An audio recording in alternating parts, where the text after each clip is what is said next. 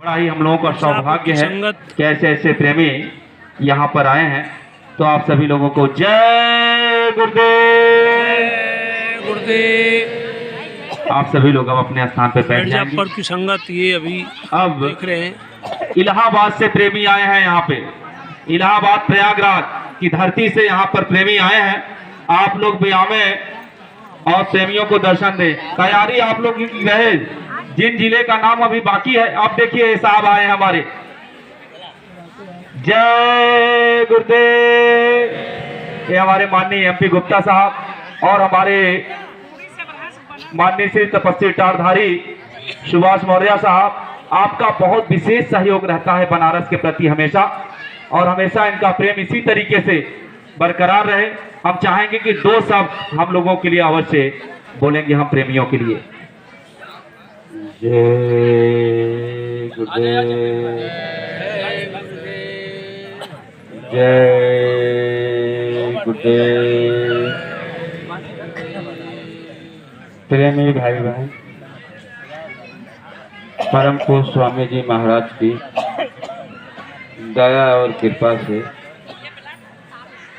हम सभी गुरु भाई बहन विभिन्न क्षेत्रों से यहाँ पर उपस्थित हैं। ये विशेष गुरु की दया और प्रेरणा से ही हम सब मिर्जापुर बनारस की ये संगत।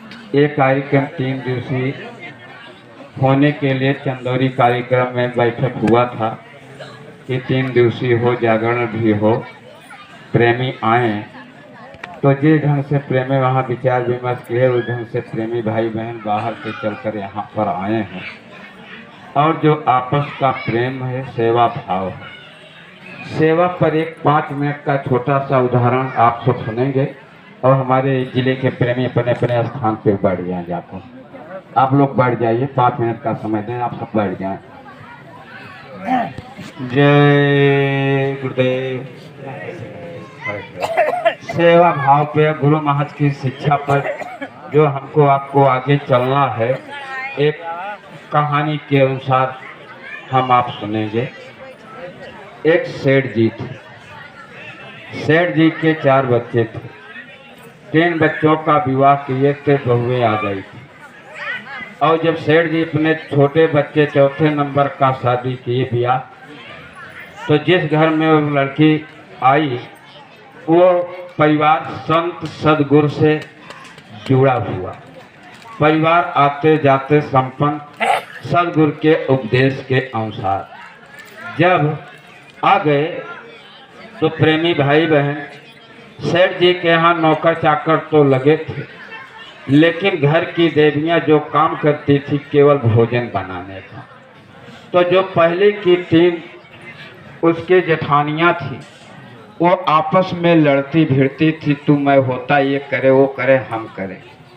तो ये जब छोटी बहू ने देखा, जो सदगुरु संस्कार डालते हैं, शिक्षा उपदेश देते हैं, प्रेम भाई ध्यान देंगे, तो अगले दिन वो जा करके सुबह स्नान करके रसोई में जाकर भोजन बनाने लगी। इतने में सास जाते हैं, कहते हैं बहू तू तो अभी नई नवेली आई है, क्यों परेशान होती हो, तुम्हारी जेठानियाँ हैं भोजन बनाएंगी। अब वो सदगुरु का संस्कार क्या है, बहू घर में क्या कर रही है, कैसे परिवर्तन होता है, प्रेम भाई हम आप बहुत ध्यान देंगे इस कहानी पर। छोटी बहू सास से कह रही है, एक बात बताओ माँ, भूखे को भोजन कराने पे पुण्य प्राप्त होता है कि नहीं? सास ने कहा हाँ बहू, पुण्य प्राप्त होता है। माँ हम भोजन बनाएंगे, परिवार खाएंगे, कोई आए गए भोजन करेंगे तो पुण्य तो मिलेगा, तो मुझे इस सेवा कार्य से पुण्य से वंचित क्यों करते, मुझे ये सेवा करने दो। ये बात सास को समझ में आई। अगले दिन सास सुबह स्नान किया, रसोई में जाके भोजन बनाने लगी। बड़ी बहुएं देखी, अम्मा आप क्या कर परेशान हो, हम तो हैं। अब सास छोटी बहू की बात को दोहरा रही है अपनी तीनों बहुओं को कि बहुएं मेरी शरीर तो जर्जर हुई, थोड़े दिन के मेहमान हैं और भूखे के भोजन कराने से पुण्य प्राप्त होता है, मुझे ये सेवा करने दो। अब ये बात बहुओं के समझ में आ गई। अब हुआ कि जो पहुँचे वही भोजन बना। अब जब ये सेवा कराने लगे तो छोटी बहू क्या की, वो जा करके प्रेमी भाई बहन, बर्तन धुलने लगी, नौकर को मना कर दी। बर्तन नौकर धुलता था। सास पहुंची तो कहती, अरे बहू अभी तू नई नवेली, नए कपड़े नए गहने सब गंदे हो जाएंगे। अरे नौकर तो आएंगे साफ करें। कहा, माँ मुझे ऐसे शुभ कार्य, ऐसे पुण्य सेवा से क्यों वंचित करती? जानती हो माँ, जब पांडवों ने भंडारा किया, उनका यज्ञ हुआ, तो भगवान के ने कहा था कि मेरी सेवा आपके भंडारे में पत्तल उठाने की होगी, पत्तल उठाने की होगी। वो पत्तल उठाने का सेवा किए, तो मुझे ये बर्तन साफ करने से, इसे सेवा से क्यों वंचित करती हो माँ? हमको करने दो। अगले दिन सास जा कर के वो बर्तन मांजे। बड़ी बहुएं आई जब, अरे माँ आप क्यों परेशान हो, नौकर है। तो छोटी बहू की बात बहुओं को सास ने बताया। ये भी बातें आ गई समझ। अब बहुओं में हो गया कि इससे ये हमको पुण्य प्राप्त होगा, भगवान होकर करे तो हम ये काम क्यों न करें जा करके। ये सदगुरु की शिक्षा है, जो पाठ पढ़ाया है प्रेमी भाई बहनों, हम आप ध्यान देंगे उस पर, हमको आपको चलना है, तभी तो दुनिया में परिवर्तन। अब जब ये बर्तन का काम होने लगा तो प्रेमी भाई बहन, अब छोटी बहू ने क्या किया, वो जा कर के प्रेमी भाई बहन झाड़ू लगाने लगी। जब झाड़ू लगाने लगी, सास पहुंची, कही माँ क्या कर रही हो? तो कह रही, माँ ये साफ कर रहे हैं, ये सेवा का कार्य है, करने दीजिए। ये कहते हैं पता नहीं कौन किस भेष में भगवान आ जाए, ये आते हैं तो अपना द्वार घर तो साफ होना चाहिए, ये सेवा कर रहे हैं। तो कहा नौकर तो हैं, कहा ये काम, कहा माँ नहीं जानती। माँ सबरी थी, वो देखी कि जा रहे हैं, महात्मा के पैर में कांटा चुभ गया, वो जंगल में जा करके रास्ता साफ करने लगी। उनको महात्मा मिले, गुरु मिले और कहा, अरे की बेटी तुम्हारी इस सेवा से एक दिन भगवान राम चलकर तुम्हारे कुटिया में आके दर्शन देंगे। पूरा जीवन वो जंगल में रास्ते में झाड़ू लगाती थी, सेवा करती थी। प्रेमी भाई बहन कि ये फल तो माँ मुझे सेवा से क्यों वंचित करती हो, सेवा करने तो, ये कहा। अब उसके बाद प्रेमी भाई बहन, ये भी बहुएं जब सास झाड़ू लगाई, बहुएं पहुंची तो छोटी बहू की बात को सुनाया, क्योंकि वो तो सदगुरु के सत्संग में जाके शिक्षा को ग्रहण किया था, जो सीख दिए थे पालन कर रही थी, वो उसमें भी बहुओं में आ गया। अब फिर ये जब करने लगे तो क्या करें, तो छोटी बहू ने क्या किया, सुबह उठी और जा करके जांच में अनाज यानी पीसने लगी। जब जांच की आवाज सुनी तो सास पहुंची, कहा रे बहू क्या कर रहे हो, चक्की से पीस के आटा आ जाएगा, क्यों परेशान? कहा माँ यही तो जानती नहीं, जब चक्की में अनाज पीसने के लिए जाता है, गरम गरम पीस करके जब बोरी में भर दिया जाता है तो सारा तत्व उसका जल जाता है माँ। और ये जांच में पीस रहे तो बाहर गिर करके ये थोड़ा थोड़ा ठंडा हो रहा है, इसमें विटामिन है और ताकत है। और दूसरी सबसे बड़ी बात माँ, जब ये जांच चलाते हैं तो ये शरीर का योगा हो जाता है, जिससे कि शरीर निरोगी रहता है, रोग नहीं आने पाता है। अब वो बात हुआ, अगले दिन सास जाके जांच जब चलाने लगी, बड़ी बहुएं पहुंची तो छोटी बहू की बात बड़ी बहुओं को दोहराई। अब सब में हो गया कि कौन सेवा जो पाए उजाकर करने लगे, तू मैं खत्म होता चला जा रहा। ये सेवा करने लगे कि मेरा भी तो शरीर निरोगी रहना चाहिए, रोग घेरे रहता है, जांच चलाएं, विटामिन है, ताकत मिलेगा। ये गृहस्थी में पर पहले से हम आपका चला रहा। गुरु महाराज कहते थे 40 साल पीछे आपको जाना पड़ेगा, सत्संग में कहते। जब ये होने लगा, अब सारा तू मैं सब में प्रेम आ गया, जो जा काम पाए वो अपना करने लगे। सेठ जी खुश हो गए। जब सेठ जी खुश हो गए तो अपने चारों बहुओं के लिए कुछ वस्त्र, कुछ आभूषण, कुछ पैसे यानी खुश हो करके बराबर बराबर ले आके दे दिए।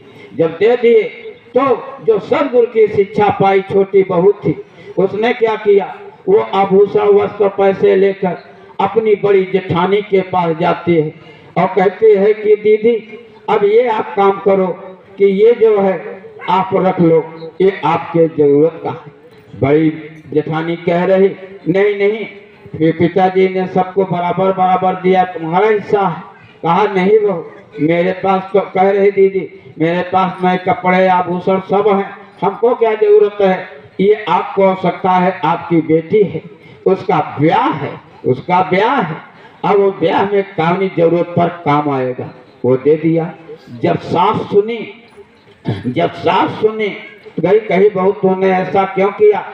अब वो सदगुरु की शिक्षा प्राप्त बहू क्या कह रही है, माँ जानते हो, जब वो जरूरत पर ये काम आएगा तो हमारी बड़ी दीदी के दिल से दुआ निकलेगी कि एक मौके पर ये काम आए।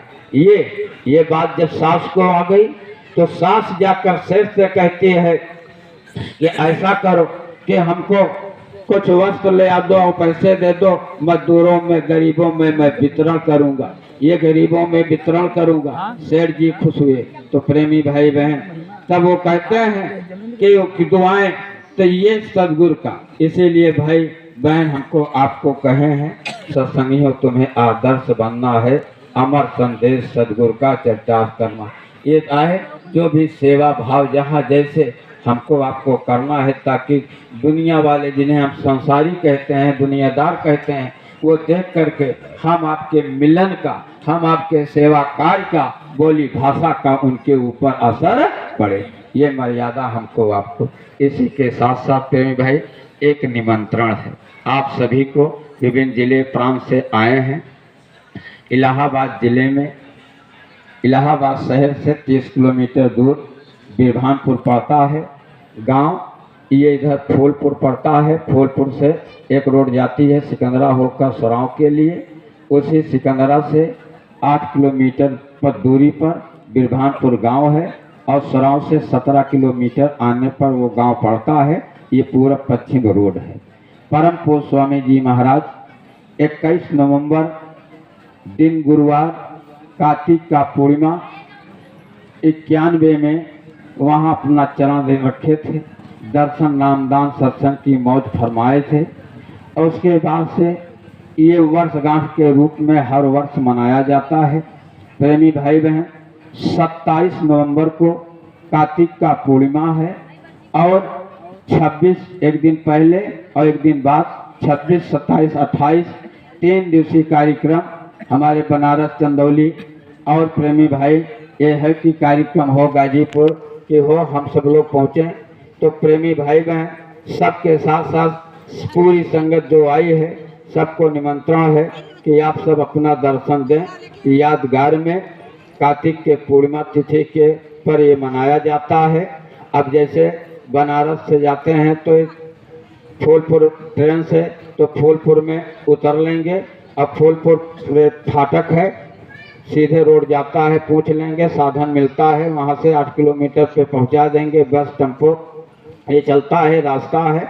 और जैसे बस यानी हाईवे से 4 पहिया साधन से जा रहे हैं तो शासन वहाँ पर बोर्ड लिखा हुआ है जौनपुर मार्ग उतरने का, उतर करके चलेंगे तो 5 किलोमीटर चलने पर बाबूगंज यानी जब चलेंगे तो एक दाहिने हाथ पेट्रोल पंप पड़ेगा, एक बाएं हाथ, यानी पहले दाएं हाथ पड़ेगा, आगे बाएं हाथ पेट्रोल पंप के आगे चलेंगे नहर है, नहर से आप घूम लें या आगे बढ़ जाए, बाबूगंज बाजार बोलते हैं, रोड घूमेगी, वहाँ से पूछ लें कि हमको कन्हेटी जाना है। कन्हेटी पे जाएंगे जब तो फिर नहर पड़ेगी, नहर फिर पकड़ लें जो निजी साधन से हैं और जा कर के 2 पुलिया छोड़ के तीसरे पुलिया से दाहिने तरफ घूम जाएंगे और मकान कार्यक्रम सत्संग स्थल रहेगा। ये जाने का रास्ता है। इलाहाबाद, उधर से इलाहाबाद होकर के जैसे आते हैं सागर वगर से प्रेमी आते हैं तो प्रेमी भाई फूलपुर उतर के वहाँ पर आते हैं। अब जैसे इधर फैजाबाद के रोड से गोंडा की तरफ से आएंगे तो सराव में उतर के वहाँ से साधन पकड़ लेंगे, सीधे तहसील के बगल से आएंगे, ब्लॉक है वहाँ साधन मिलता है, वो ले आकर के सिकंदरा उतार देगा, सिकंदरा से फिर बिरभानपुर ये आने का साधन है प्रेमी भाई बहन। और लखनऊ से कैसे के रोड से जो आएंगे तो फाफा मऊ होकर 40 नंबर गोमती बोलते हैं 1 किलोमीटर पर, वहाँ से घूम करके कमला नगर पाणिया होते हुए कमला नगर से दाहिने घूम करके वो सीधे सिकंदरा होकर के बिरभानपुर 3 किलोमीटर पहुँचेंगे, रास्ता है। ये भैया रविंदर हैं और उधर चित्तानी आपके राजस्थान के मनीष भैया हैं, वो मोबाइल पे पूरा आता पता कहे हैं, हम पूरा लिख करके डाल देंगे, लोगों के पास सूचना पहुंच जाएगा। तो ये सबको सादर आमंत्रित निमंत्रण है कि आप लोग जरूर अपना अपना दर्शन दें। जय